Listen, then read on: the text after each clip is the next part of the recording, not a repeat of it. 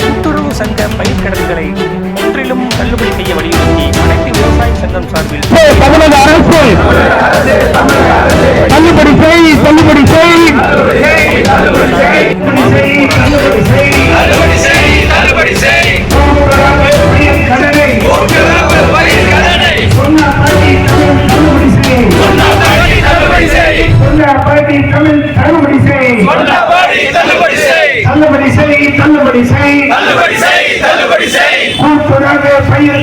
கூட்டுறவு பயிர்க்கடனை சொன்னபடி தள்ளுபடி செய்.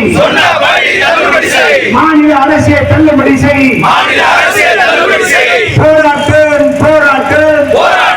போராட்டம் காத்திருக்கும் போராட்டம் கோரிக்கை நிறைவேறும் வரை காத்திருக்கும் போராட்டம். தமிழ்நாட்டு விவசாயிகள் சாகுபடியின் மூலமாக 2 ஆண்டுகளை தவிர 11 ஆண்டுகளில் எவ்வித லாபத்தையும் பெறவில்லை என மத்திய அரசினுடைய புள்ளி விவரம் மிக தெளிவாக தெரிவிக்கிறது.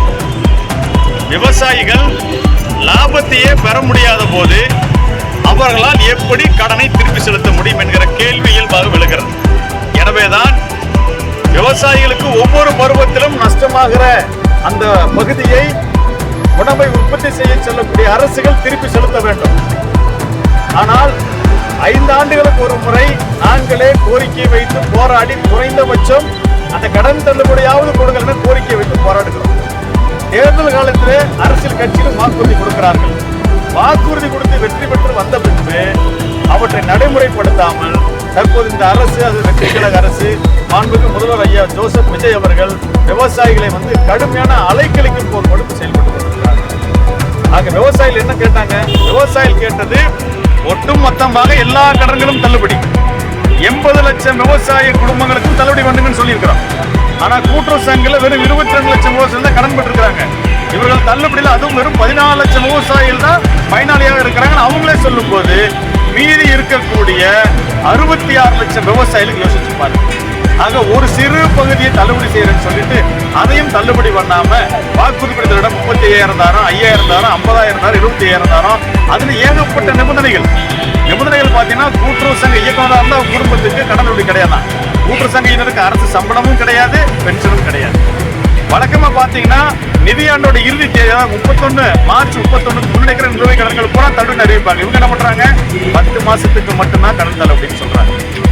ஆக ஒட்டுமொத்தமாக விவசாயிகளுக்கு பல்வேறு நிபந்தனைகள் தள்ளுபடியை பயனடையாத அளவுக்கு இந்த நிபந்தனைகள் விதிக்கப்பட்டிருக்கு.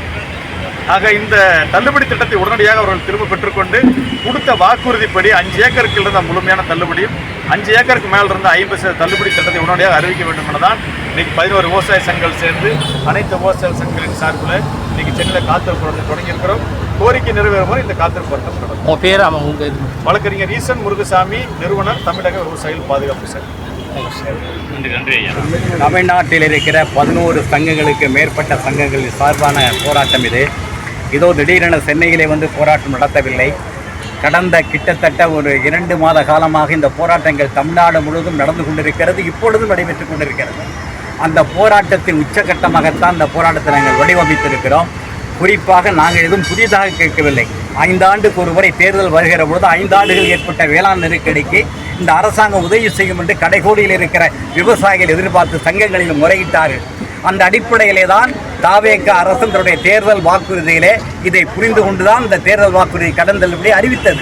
ஆனால் தேர்தலில் ஆட்சிக்கட்டில் ஏறியதற்கு பின்னால் விவசாயிகளை மறந்து போய் அல்லது விவசாயிகள் மறுத்து விட்டார்கள் என்று நினைத்துவிட்டு இன்றைக்கு நினைத்த மாத்திரத்தில் கடன் தள்ளுபடி அறிவித்து வருகிறார். இந்த கடன் தள்ளுபடியில் எந்த விதமான பாதுகாப்பு விவசாயிகளுக்கு இல்லை. ஆகவே அறிவித்து வருகிற இந்த கடன் தள்ளுபடியில் கொஞ்சம் கொஞ்சமாக உயர்த்துவது என்பது இதுவரை நடந்து வருகிற அரசின் வாக்குறுதிகளுக்கு மாறானது. ஒரு அரசாங்கம் என்றால் என்ன இருக்கிறது என்பதை கவனத்தில் கொண்டு அதற்கான தள்ளுபடி அறிவிக்க வேண்டும். இன்றைக்கு தேர்தல் வாக்குறுதி அறிவிக்க வேண்டும் என்று முதலமைச்சரை சந்தித்து நாங்கள் இந்த நிலைமைகளை விளக்க வேண்டும் என்று முடிவெடுத்தோம். ஆனால் முதலமைச்சர் பள்ளிக்கூட குழந்தை போல காலை வருகிறார், மாலை போகிறாரே ஒழிய விவசாயிகளை சந்திப்பதற்கு தயாராக இல்லை. ஆகவேதான் இன்றைக்கு தமிழ்நாடு முழுவதும் நடந்து கொண்டிருக்கிற போராட்டத்தின் ஒரு அம்சமாக இன்றைக்கு சென்னையிலே இந்த போராட்டத்தை நடத்துகிறோம். நாங்கள் தேர்தல் வாக்குறுதியிலே இந்த சட்டமன்றத்தில் அறிவிப்பார்கள் நம்பிக்கை இருக்கிறது. அறிவிக்கவில்லை என்றால் அந்த போராட்டம் தொடரும் என்பதையும் தெரிவித்துக் கொள்கிறோம். மாசிலாமணி, பொதுச் செயலாளர், தமிழ்நாடு விவசாயிகள் சங்கம். வெற்றி பெறும் வரை போராடுவோம்.